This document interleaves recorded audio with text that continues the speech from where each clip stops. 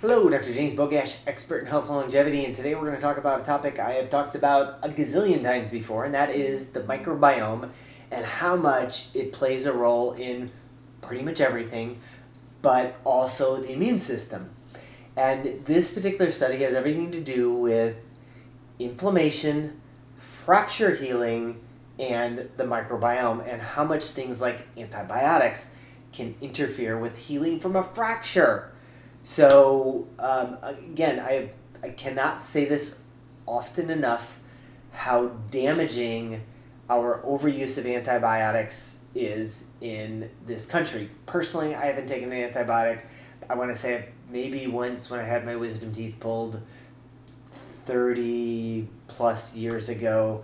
So protecting my microbiome is very important to me. There's time and a place, but we use them at the drop of a dime and sometimes just because. So one thing to understand is when we have a fracture, there are stages of fracture. First of all, there's the inflammation that occurs.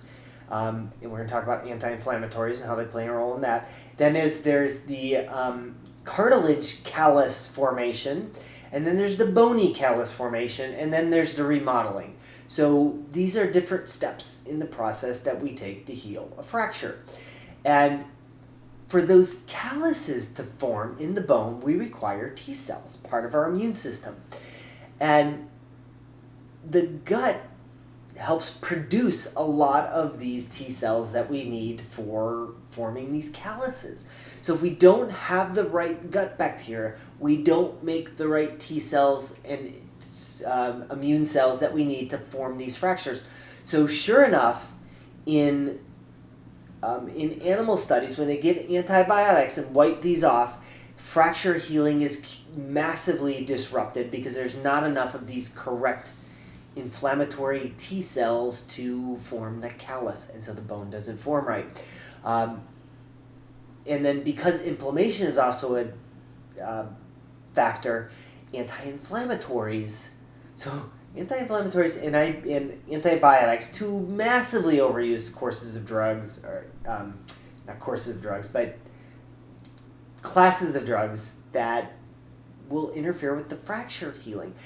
In the United States alone, we have 12 to 15 million fractures that occur, and of these, 5% are non-healing, another 10% in weight-bearing. So you look at the femur or the tibia or fibula, those weight-bearing joints are more likely to not heal properly.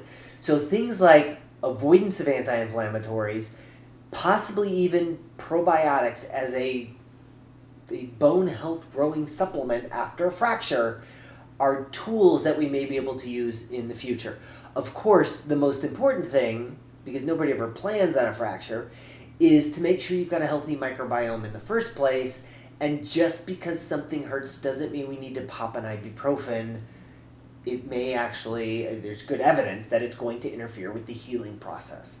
So as always, I'll post a link to this particular study in the description. Make sure you like this video, share it with somebody who you think needs the information, and subscribe to the channel.